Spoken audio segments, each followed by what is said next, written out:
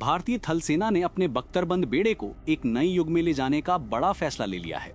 आने वाले 15 वर्षों में लगभग 2200 next generation main battle tank यानी अगली पीढ़ी के मुख्य युद्धक टैंकों की खरीद को हरी झंडी मिल चुकी है। ये पूरी योजना पुराने T-72 और रूस से सीधे आयात किए गए कुछ पुराने T-90 वेरिएंट को धीरे धीरे हटाने के लिए बनाई गई है। इसे सेना ने प्रोजेक्ट रणजीत नाम दिया है और इसी के तहत 50 टन वजन वाले फ्यूचर रेडी कॉम्बैट व्हीकल यानी FRCV को विकसित किया जाएगा।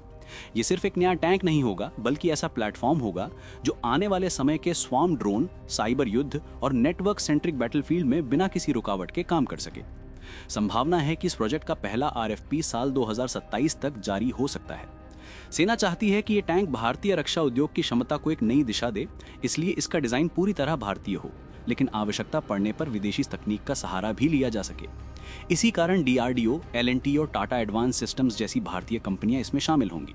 साथ ही विदेशों की अग्रणी कंपनियों जैसे जर्मनी की राइन मेटाल या दक्षिण कोरिया की K2 ब्लैक पैंथर जैसी प्रणालियों के साथ भी साझेदारी के विकल्प खुले रखे जाएंगे। चाइनीज कंपनियों को 1 या 2 प्रोटोटाइप बनाने के लिए फंडिंग मिलेगी, जिनका परीक्षण सेना खुद राजस्थान के रेतीले इलाकों से लेकर लद्दाख की ऊंची बर्फीली चोटियों तक करेगी। इन परीक्षणों का उद्देश्य ये देखना होगा कि ये नया टैंक वास्तविक परिस्थितियों में कितना चुस्त, कितना मारक और कितना जीवित रह पाने वाला साबित होता है। इन परीक्षणों और उपयोगकर्ता फीडबैक के बाद ही 2030 के बाद जाकर इसका अंतिम डिजाइन और निर्माता तय किया जाएगा। इसके बाद 2034 से 35 तक सीरियल प्रोडक्शन शुरू होने की उम्मीद है, जिसमें हर साल 150 से 200 टैंक बनाए जाएंगे ताकि 2200 टैंकों की संख्या तय समय में पूरी हो सके। FRCV की सबसे बड़ी ताकत इसका ह्यूमन और मशीन के बीच बेहतर होगा। ये टैंक पूरी तरह डिजिटल होगा, जिसमें आर्टिफिशियल इंटेलिजेंस की मदद से क्रू को 360 डिग्री स्थिति की जानकारी मिलेगी। टैंक के अंदर से ही अनमैन्ड ग्राउंड व्हीकल और अनमैन्ड कॉम्बैट व्हीकल और लॉइटरिंग म्यूनिशन को संचालित किया जा सकेगा।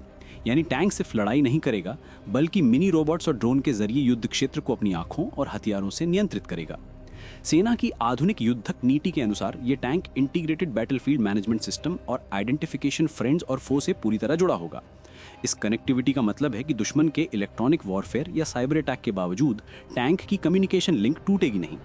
जैमिंग के दौरान भी टैंक की सूचना प्रणाली काम करती रहेगी। बियॉन्ड लाइन ऑफ साइट यानी दृष्टि से परे लक्ष्य को मारने की क्षमता इसमें मौजूद होगी, जिसमें टैंक आर्मी की निगरानी ड्रोन या तैनात लॉइटरिंग म्यूनिशन को लक्ष्य साधने का निर्देश देकर खुद सुरक्षित दूरी से हमला कर सकता है। चारों ओर लगे डे नाइट सेंसर क्रू को 360 डिग्री पैनोरामिक दृश्य प्रदान करेंगे, जिससे धूल, धुंध, कोहरा या रात किसी भी स्थिति में टैंक को ब्लाइंड स्पॉट नहीं मिलेगा। कमांड, कंट्रोल, कम्युनिकेशन और इंटेलिजेंस सिस्टम इसे युद्ध क्षेत्र में चलते फिरते कमांड पोस्ट जैसा बना देंगे।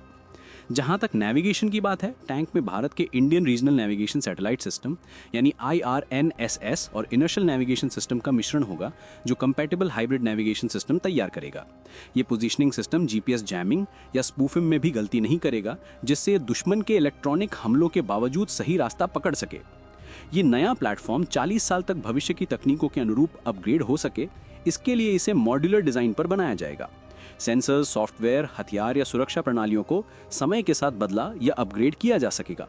50 टन वजन के साथ अगर इसमें 1500 हॉर्स पावर से अधिक का इंजन लगाया जाता है, तो यह 70 किलोमीटर प्रति घंटे की स्पीड पकड़ने में सक्षम होगा।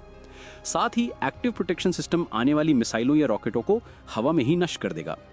ये टैंक भारतीय सेना के लिए भविष्य की लड़ाइयों में रीढ़ की हड्डी साबित हो सकता है, खासकर उन सीमाओं पर जहां आर्टिफिशियल इंटेलिजेंस, ड्रोन स्वॉर्म्स और इलेक्ट्रॉनिक वॉरफेयर दिन ब दिन निर्णायक भूमिका निभा रहे हैं।